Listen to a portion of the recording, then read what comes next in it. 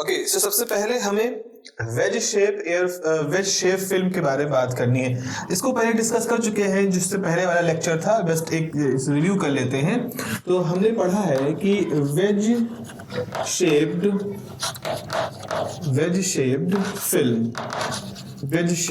Film, जैसे थोड़ी देर के लिए अगर मैं आपसे कहूँ वेज शेप फिल्म के बारे में, मान लीजिए हमारे पास ये एक सरफेस है और हमारे पास ये एक दूसरा सरफेस है, तो जैसे इस तरह से है ना, आप देख रहे हो।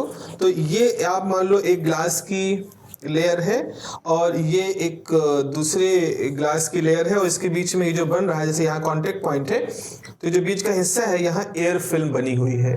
तो ये एक वेज शेप एयर फिल्म का हिसाब किताब हो गया है, ठीक है। तो वेज शेप एयर फिल्म में क्या है, मान लीजिए हमारे पास एक प्लेन ग्लास प्लेट थी और एक इस तरह से उसके ऊपर इंक्लाइन ग्लास प्लेट थी, और यहाँ मान लो एंगल अल्फा था, और जब लाइट इस पे गिरी तो इसका नॉर्मल तो आप ऐसे ड्रॉ करोगे। अब लाइट मान लो इस पे गिरी तो एंगल यहाँ पर आई बना, और जब लाइट यहाँ गई, क्योंकि ये ग्लास प्लेट है ना, तो जब लाइट गुजरेगी इससे तो अपने रास्ते से थोड़ा डेविएट होगी as per the law of refraction. तो उस दौरान यहाँ पर जो एंगल बना वो मान लो आर है, तो एंगल ऑफ रिफ्रैक्शन कुछ यहाँ पर है, एंगल ऑफ इंसिडेंस है यहाँ पर, ठीक है। यहाँ पर फिर से हमारे पास एयर आ गई, बट इस ग्लास प्लेट ने थोड़ा सा उसको मान लो डेविएट किया। या एक काम और कर सकते हैं आप, हो सकता है यहाँ एयर ना हो, अगर आप यहाँ पर थोड़ा सा लिक्विड कोई भर दें तो लिक्विड भी इस जगह को ऑक्यूपाई कर सकती है। तो आप ऐसा सोच सकते हैं कि इस जगह को किसी लिक्विड ने भर लिया, तो लिक्विड भर दोगे तो उसका रिफ्रैक्टिव इंडेक्स म्यू होगा, अगर आप एयर ले रहे हो तो उसका रिफ्रैक्टिव इंडेक्स 1 होता है। तो ये वेज शेप फिल्म इस तरह से है। तो इसका फॉर्मूला क्या होता है, तो इसका फॉर्मूला होता है 2μt। अच्छा, टी क्या है? टी जनरली जब आप डेरिवेशन करते हो तो आप किसी एक पर्टिकुलर लोकेशन पे, मान लो लाइट इस तरह से आई, यहाँ से बाहर निकली, रिफ्लेक्टेड लाइट थी, तो यहाँ पर हमने कोई थिकनेस इसकी टी ले ली, तो टी हमने किसी पर्टिकुलर पोजीशन पे थिकनेस जो ली है उसको हम कह रहे हैं। तो 2μt cos, क्या फॉर्मूला होता है, alpha plus R is equal to L lambda. अगर एल लैम्डा है तो ये किस फ्रिंज के लिए बात होगी, डार्क फ्रिंज के लिए। और कहाँ आप बात कर रहे हो, रिफ्लेक्टेड पोर्शन में। अगर आप रिफ्लेक्टेड हिस्से में जो लाइट जा रही है, यहाँ से लाइट आ रही है, रिफ्लेक्ट हो रही है, तो इसके लिए डार्क फ्रिंज की कंडीशन ऐसे होती है 2μt cos alpha plus R is equal to L lambda.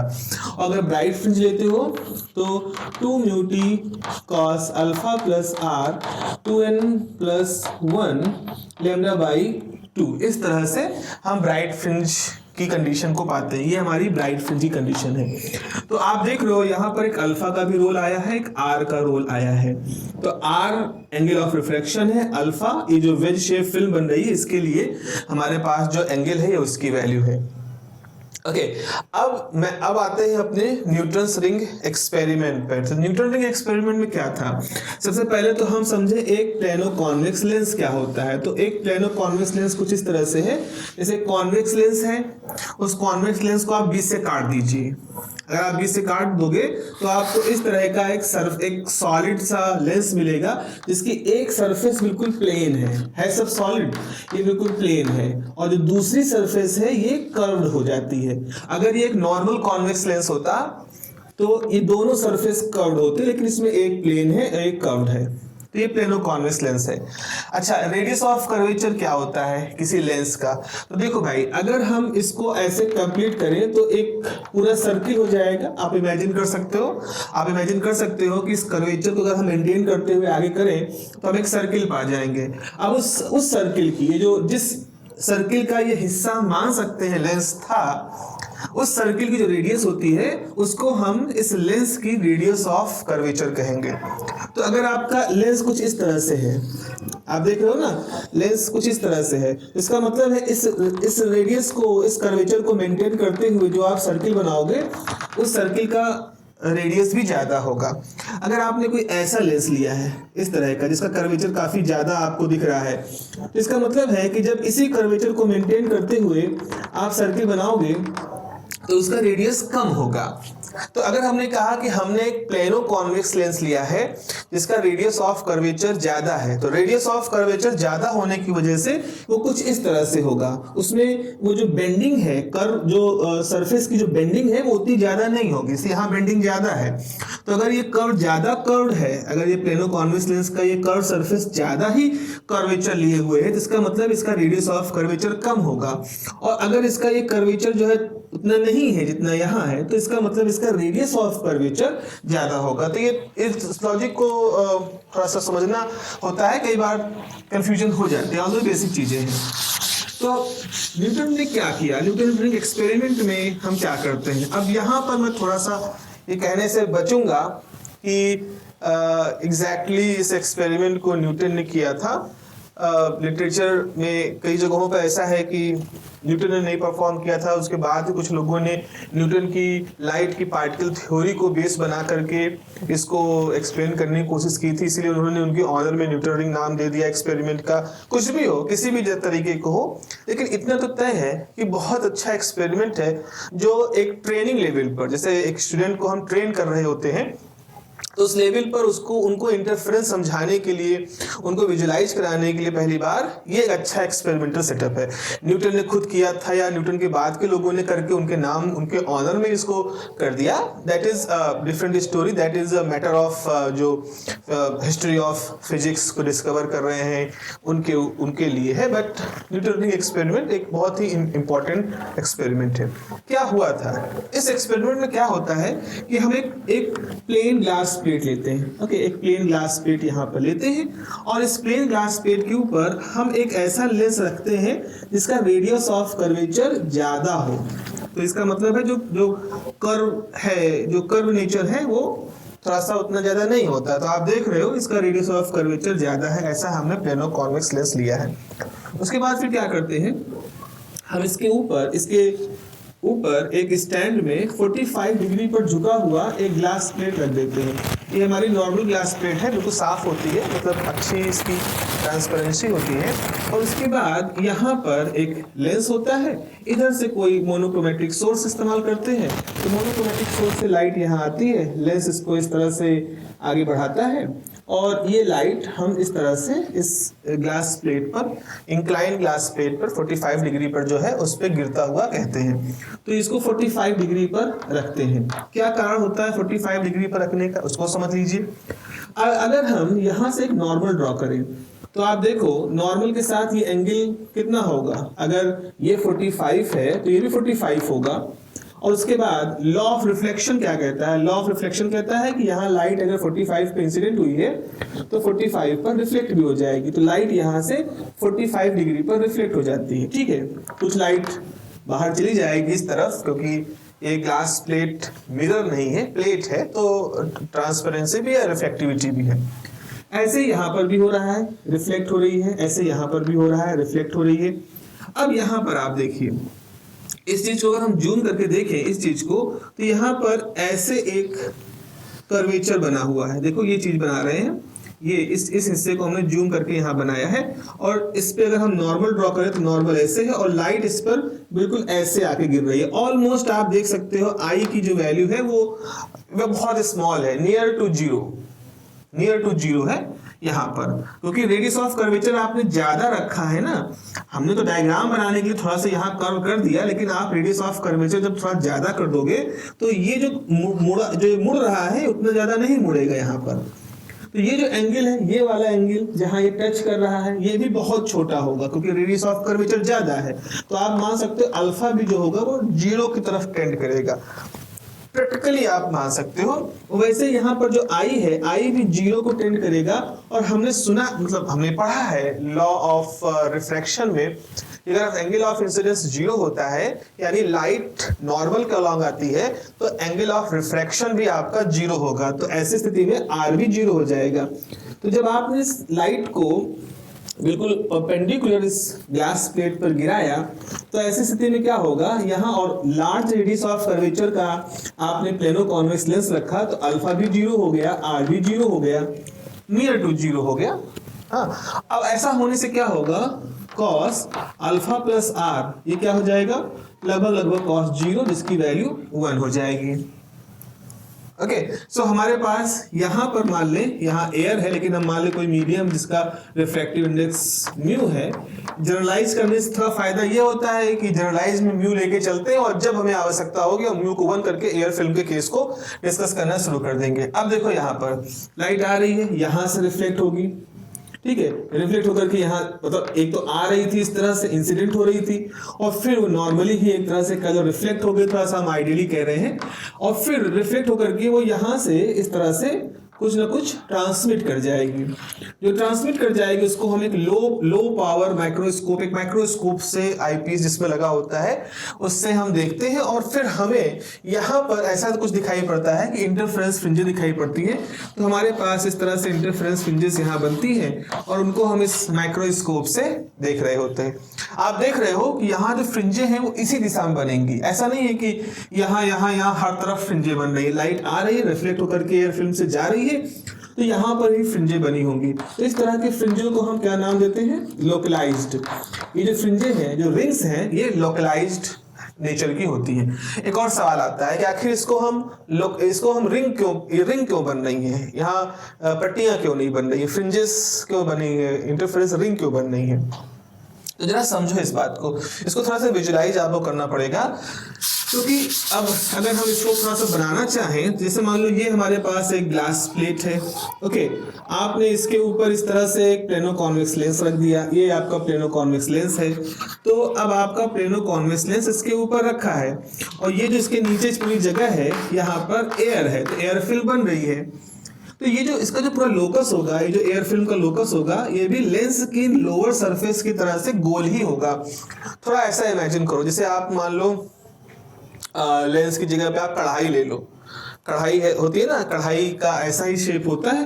तो आपके पास ये कढ़ाई है और आपने थोड़ी सी बालू ले ली, बालू मतलब एक बॉक्स है, बड़ा सा बॉक्स, उसमें आपने बालू भर दिया, ठीक है, कुछ है 4-6 इंच बालू आपने वहां पर भर दिया, समतल कर दिया। उसके बाद आप उस कढ़ाई को लो और जोर से उस बालू में प्रेस करो, दबाओ। तो जो कढ़ाई है वो बालू को हटाते हुए उसके अंदर आपके फोर्स की वजह से उसके अंदर धंस जाएगी, उस बालू की उस लेयर में।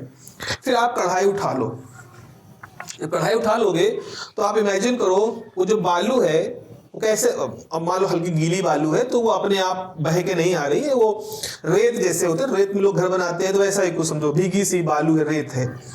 तो आप इमेजिन करो वो कढ़ाई हटाने के बाद वो रेत का कैसा आकार है, एक सर्कुलर सा ना, उसी कढ़ाई के पेंदे के हिसाब से उसने अपने आप का शेप ले लिया।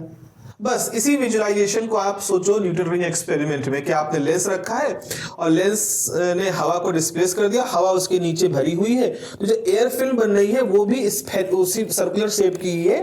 और सर्कुलर शेप होने की वजह से क्या होता है, जैसे मान लो अगर हमारे पास एयर फिल्म इस तरह से है, ये हमारी एयर फिल्म है इस तरह की, मतलब हम इसको ऐसे कह दें, ये ऐसे एयर फिल्म बनी है, तो और ये इसका एयर फिल्म का इस तरह से आकार है।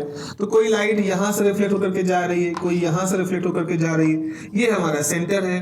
तो सेंटर से सेम डिस्टेंस पर जितने पॉइंट होंगे, जैसे इस सेम डिस्टेंस से दोगे जितने पॉइंट होंगे उनका लोकस मिलाओगे तो सर्किल ही तो होगा। जैसे यहाँ से इतनी डिस्टेंस पे जाओगे, जितने पॉइंट मिलाओगे उनका लोकस सर्किल होगा, यहाँ से यहाँ जाओगे जितने पॉइंट मिलाओगे उनका लोकस सर्किल होगा। तो जितनी भी लाइट जो इन पॉइंटों से रिफ्लेक्ट होकर के जा रही है इस तरह से ऊपर की तरफ, वो जब इंटरफेयर करेंगी तो वो सर्किल ही फॉर्म करेंगी। इसलिए जो इंटरफेरेंस पैटर्न में जो इंटरफेरेंस पैटर्न बनता है उसमें रिंग्स होती हैं, सर्कुलर शेप की रिंग्स होती हैं। तो इसीलिए हम न्यूटन रिंग पाते हैं because of this shape of this whole thing. Okay, एक लॉजिक है हमारे पास न्यूटन रिंग के को एक्सप्लेन करने का, उनके सर्कुलर शेप को एक्सप्लेन करने का। चलिए, आई थिंक ये डायग्राम आप सब लोगों ने देखा होगा, बना लिया होगा, और इसको आप रेफरेंस में रखिएगा अपने पास। चलिए बढ़ते हैं इसके कैलकुलेशन की तरफ। तो कैलकुलेशन के लिए क्या है, हम इसमें कुछ चीज़ें प्रूफ करना चाहेंगे कि हम जो डार्क रिंग है उनकी डायमीटर का एक्सप्रेशन एक लिखना चाहेंगे, और जो ब्राइट रिंग बनती है उनके डायमीटर का एक्सप्रेशन लिखना चाहेंगे। उन एक्सप्रेशन को लिखने के बाद हम कुछ इंपॉर्टेंट चीज़ें हैं जो उनके अंदर देखेंगे, इनको थोड़ा सा समझना हमें जरूरी होता है।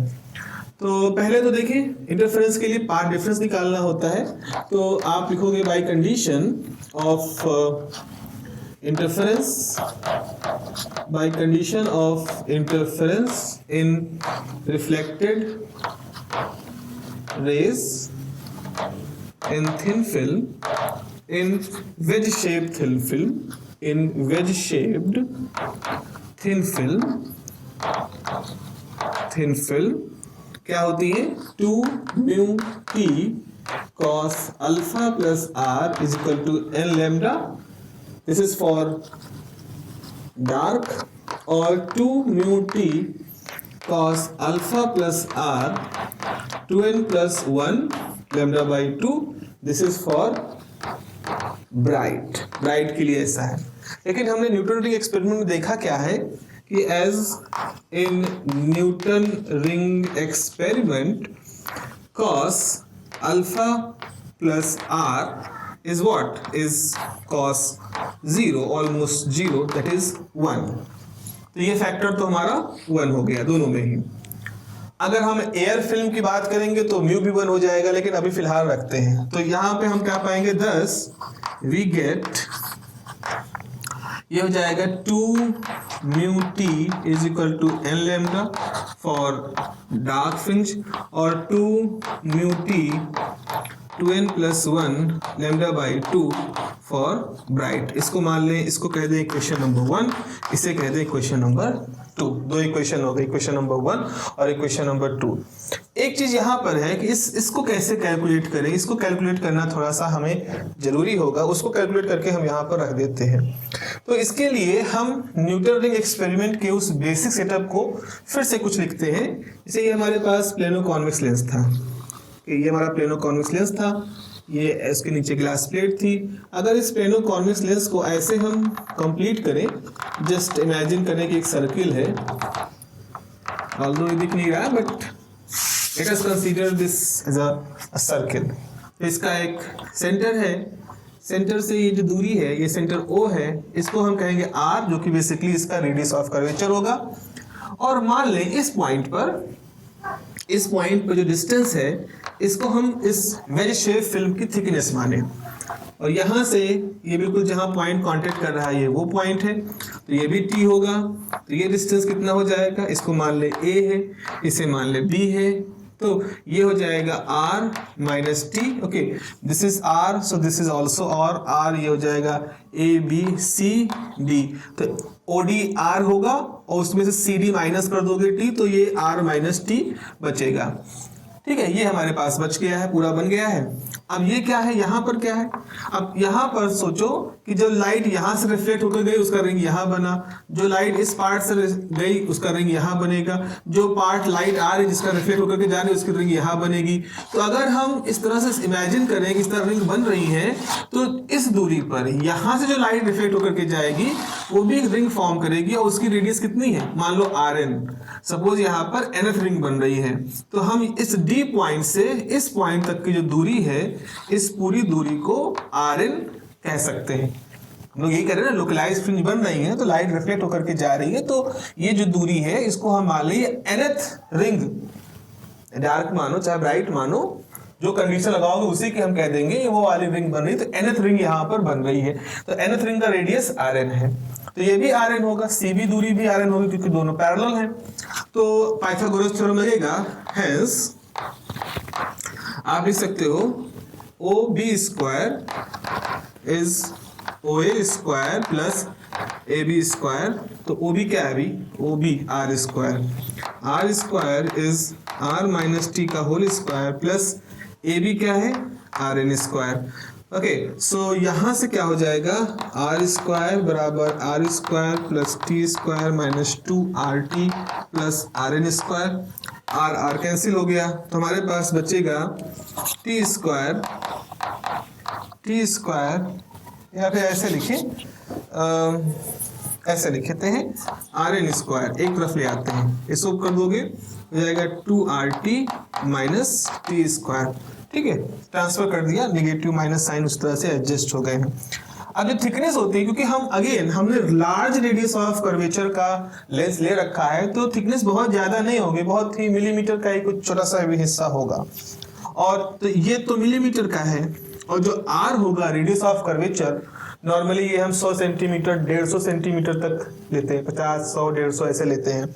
तो ये है 50 centimetre multiplied by suppose 3 millimetre, तो 50 centimetre multiplied by 3 millimetre, millimetre को सेंटीमीटर में कन्वर्ट कर लोगे, और ये है 3 मिलीमीटर का स्क्वायर। तो आप सोच सकते हो टी स्क्वायर का जो टर्म है वो इस टर्म से छोटा होगा, क्योंकि यहाँ आर एक कंपैरेटिवली बड़ा टर्म है, तो टी स्क्वायर आर टी के तुलना में छोटा होगा। तो यहाँ पे लिखोगे as T square is less than 2RT। अगर छोटा है तो निगलेक्ट कर सकते हैं, तो ऐसी स्थिति में हम क्या कह सकते हैं, ओके सो ऐसी कंडीशन में हम यहाँ पर ये कह सकते हैं कि RN square is equal to 2RT। बस टी स्क्वायर तो आपने निगलेक्ट कर दिया। इवन तो अब यहां से क्या निकल के आया, so T is equal to RN square by 2R। ये एक थिकनेस का एक एक्सप्रेशन आ गया हमारे पास। अब हम क्या करेंगे, इसको डार्क फ्रिंज की कंडीशन में रख देते हैं, सिंपल है इसलिए उसी में रख देते हैं। तो यहाँ पे लिखेंगे put this value in equation 1, I think 1 थी, तो 1 क्या थी, 2 mu T is equal to n lambda. तो ये हो जाएगा 2 RN square by 2R is equal to n lambda. 2 cancel हो गया, तो यहाँ से RN square is equal to n lambda R आ गया। ठीक है, कुछ छूटा तो नहीं है, नो। तो यहाँ से आपके पास क्या आया, RN फॉर डार्क, यहाँ लिख देते हैं डार्क, यानी nth डार्क रिंग की जो रेडियस है उसका फॉर्मूला क्या होगा, under root lambda R time under root n। n क्या था, 0 1 2 3 नेचुरल नंबर थे हमारे पास, तो लैम्डा कांस्टेंट है। आपने मोनोक्रोमेटिक लाइट सोर्स इस्तेमाल किया है तो लैम्डा फिक्स है, आपने लेंस का रेडियस ऑफ कर्वेचर फिक्स रखा है तो R फिक्स है। तो इस अंडर रूट के अंदर की ये पूरा टर्म जो क्या होगा, it will be a constant. तो हम सीधे तौर पे यहाँ पर लिख सकते हैं, यहाँ पर हम लिख सकते हैं कि जो डार्क रिंग है उसकी nth डार्क रिंग है उसकी जो रेडियस होगी it will be proportional to the under root of natural number. ये भी पूछते हैं कई बार आप लोगों से कि शो करिए, प्रूफ करिए कि जो nth डार्क रिंग है वो प्रोपोर्शनल होता है अंडर रूट n के, अंडर रूट नेचुरल नंबर के। तो ये उसका एक फॉर्मूला है। ओके, अगर हम यहीं पर ये लिए होते कि मान लो डार्क की बजाय ब्राइट की बात अगर आपके पास हो रही है, तो ब्राइट के लिए क्या होगा, तो ठीक है देख लेते हैं। ब्राइट के लिए तो मैं यहीं पे लिख देता हूँ, put this value in equation number 2। तो 2 mu T 2n plus 1 lambda by 2।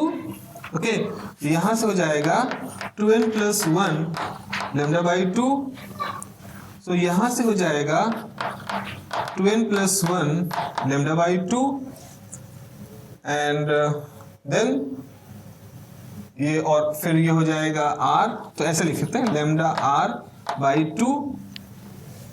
तो ये हो जाता अंडर रूट 2n प्लस 1 और ये वैल्यू, और ये हम कह देते ब्राइट के लिए।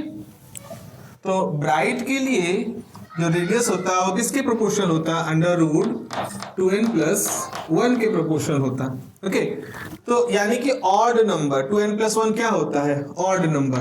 तो ये दो इंपॉर्टेंट रिजल्ट हैं जो आपसे पूछे जाते हैं कि शो करिए न्यूटन रिंग एक्सपेरिमेंट में या न्यूटन रिंग उस पूरे प्रोसेस में जो डार्क फ्रिंज बनती हैं उनकी radius under root 1, under root 2, under root 3, under root 4 इसके हिसाब से चेंज होती हैं, और जो ब्राइट फ्रिंज होती है उसकी जो रेडियस है वो under root 1, under root 3, under root 5, under root 7 इस हिसाब से चेंज होती हैं। तो इसका मतलब क्या हुआ, इसका एक बहुत इंपॉर्टेंट इंसाइट जरा समझ लो।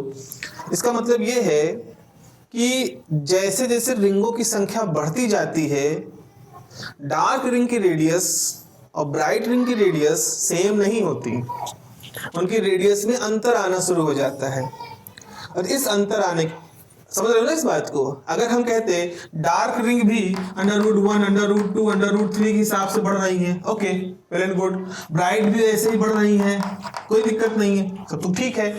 लेकिन यहाँ पर क्या है, डार्क रिंग की रेडियस इस हिसाब से बढ़ रही है और ब्राइट रिंग की रेडियस इस हिसाब से बढ़ रही है, √3, √5, √7, √9 ऑड नंबर के हिसाब से। तो इसका मतलब है कि अगर हम 25वीं डार्क रिंग की रेडियस निकालेंगे तो 25वीं डार्क रिंग की रेडियस होगी, वो होगी √25, क्योंकि 0, 1, 2 इस तरह से चल रही है।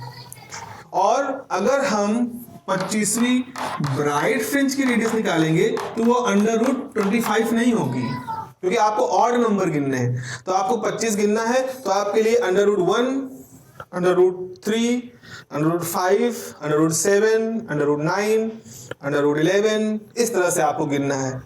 तो जो 25वीं ब्राइट होगी वो √25 नहीं होगा, वो आप कैलकुलेट करके जाओगे तो कुछ नंबर आपको थोड़ा टाइम लगाओगे तो मिल जाएगा। और जाहिर सी बात है क्योंकि वो नंबर इससे बड़ा होगा, क्योंकि 1, 3, 5, 7, 9, 11 इस तरह चल रहे हैं, तो 25वीं ब्राइट रिंग पहुंचते पहुंचते आपके पास 25 से कोई बड़ा नंबर आएगा। तो वो जो बड़ा नंबर आएगा तो उस हिसाब से √2 भी उसका ज्यादा होगा, तो उसकी रेडियस कुछ और होगी। इसका असर क्या होता है? इसका असर यह होता है कि जैसे जैसे हमारी रिंग दूर होती जाती हैं वो मर्ज होने लगती हैं, आपस में मर्ज करने लगती हैं डार्क और ब्राइट, जिसकी वजह से हम एक सर्टेन हिस्से तक तो साफ साफ देखते हैं रिंगों को, लेकिन जैसे जैसे हम किनारे की तरफ जाते हैं हमें वो रिंगें मर्ज होती हुई दिखाई पड़ती हैं।